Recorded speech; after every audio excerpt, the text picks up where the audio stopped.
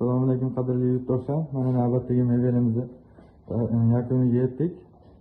Bir qator obzor qilib o'tamiz. Materiali rossiyskiy laminatdan bo'lgan. Balandligi 2,35 cm.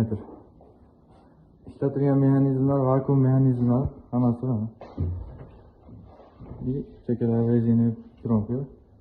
Tortmalargacha vakuum. Stalishni rossiyskiy.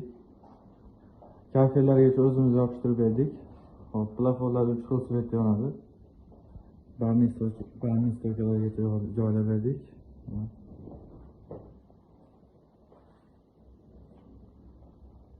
Bu mebelimizni 1 metrini 2 million so'mdan tayyorlab berdik.